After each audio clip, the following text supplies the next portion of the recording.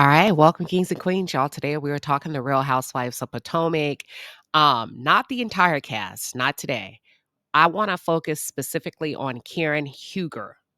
I want to focus on Karen, and unfortunately, it's sad to say, Karen Huger, Real Housewife of Potomac star, has been sentenced to 2 years in prison with 1 year suspended for the DUI crash. What does that mean? I do believe that means she's going to have to sit out and serve that jail time of one sentence, and the sentencing started immediately. It started immediately upon the judge announcing, or the jury announcing, finding her guilty, and the judge issuing her punishment. She was taken in cuffs behind the scenes to start her sentencing effective immediately. And I'm going to have to be honest with you. I'm sad. I am. And I want to talk about it. I'm very disappointed in a way that just my heart goes out to Karen, because I feel like this could have been avoided. Nobody wants to see the likes of a Karen Huger behind bars. But at the same time, we are talking accountability, responsibility in 2025.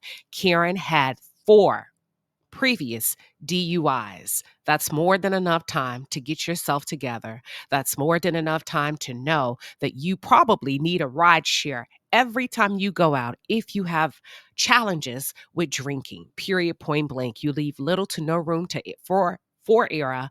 And this is something I want to talk about real quickly. What are your thoughts? How did you feel upon hearing that she's going to have to serve 1 year in prison for the DUI crash? First things first, although I'm sad, I'm happy to announce that I am so glad nobody was hurt, including Karen or anybody else, okay? This is really bad. It's really bad in more ways than one, because it's self-inflicted. It's self-inflicted, and I'm not here to judge. I'm just here to share.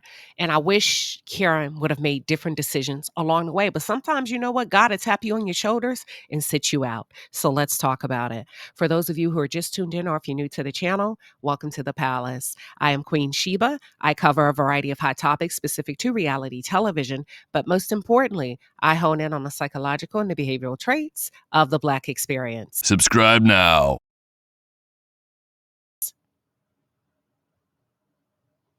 Yeah, I'm really sad because I feel like this could have and should have been avoided.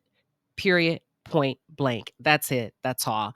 There's no way around it. Karen is a woman of a mature age, very sophisticated status, who could have done better. She has the resources, she has the support, and there is no reason.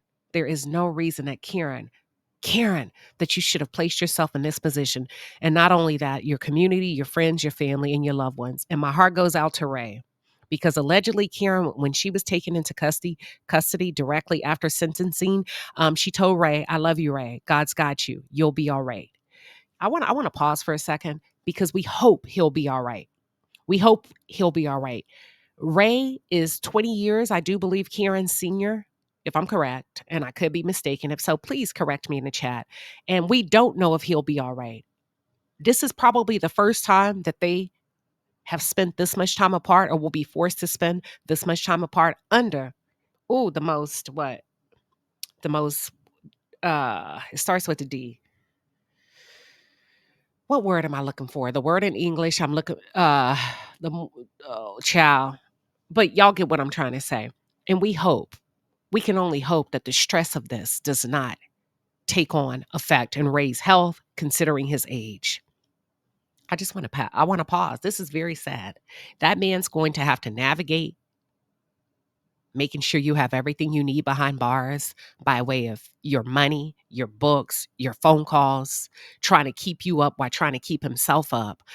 It's an embarrassment to him, considering his status. And I'm not, yeah, we really shouldn't care what people think. But what I'm saying, this is self-inflicted. He's going to have to navigate nights alone. He's going to have to navigate being a support system for you. And I just wish that you would have paused. I wish you could have and would have done things differently.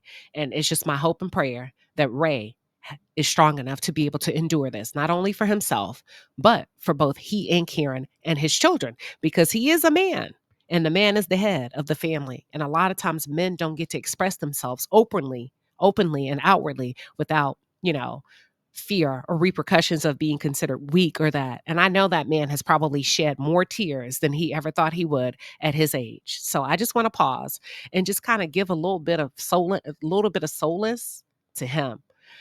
Oh, Karen. Yeah. This is a tough one. And it seems like people have their different views, you know. Uh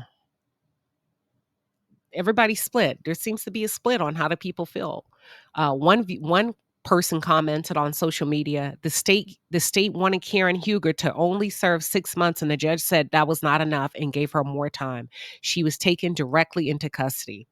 It seems like the judge was not playing. But you know what? I have a snippet of a clip from a reporter that actually covered the case, and let's take a look at it together and share your thoughts in the comments. Let's see.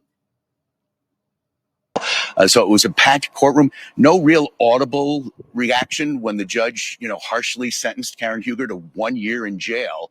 And she didn't really react either, Steve. And I had a chance as I was walking out here, one of the jurors, a jury found her guilty back in December of driving under the influence of alcohol. She didn't want to go on camera, but says she was actually surprised by this verdict, had told. So it seems like everybody's shocked. It seems like the jurors, everybody is shocked. Not because she's been sentenced to jail, but because the judge, for lack of words, threw the book at her.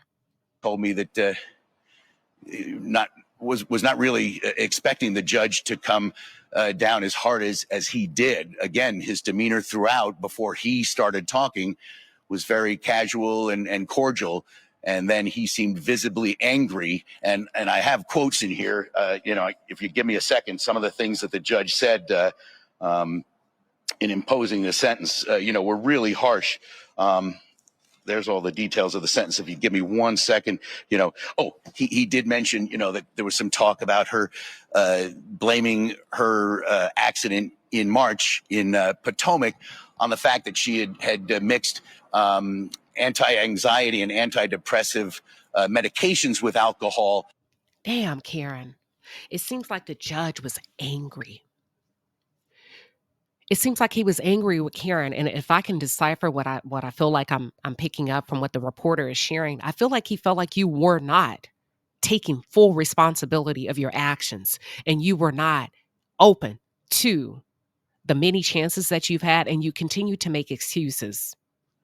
Let's continue. The judge said you were filled to the gills with alcohol. Wow. Filled to the gills with alcohol. Basically, when you're filled to the gills, baby, there's like this seepage, this overflow. And you know what? Sometimes people become angry with you when they're disappointed with you. Sometimes people become angry with you because they know that you know better and you could have and should have done better. So I can understand the judge's anger because maybe Karen put herself in a situation that left him no choice. And he blasted her for her behavior at the time of her arrest and scolding the officers.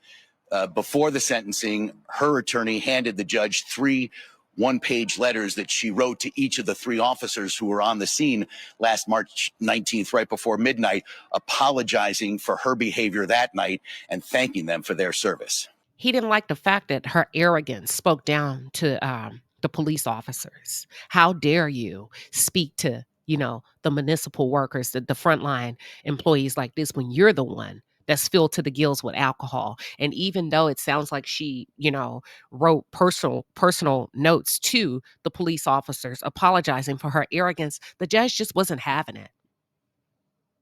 Steve?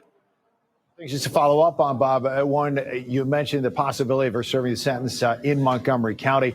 Did the judge give any further instructions as to where this sentence should be carried out? And second of all, does it start right away? It does start right away. I spoke to John McCarthy as we were leaving the courtroom, because I wanted to get out here, and the judge dismissed everyone, but she was still standing. Baby, listen, take an Uber, take a ride share. It's not worth it. It's not worth your life. It's not worth risking time in jail. And if you can't afford it, or if you don't feel comfortable taking a ride share, then stay at home. Have your cocktails at home. This is so sad. I'm sorry. And I know some people feel like, don't be sad for her. It's a sad situation. Nobody wants to see anybody at this age go through this and damn near could have hurt themselves or harmed somebody else. That's it. That's all. What are your thoughts? Let's take it to the chat.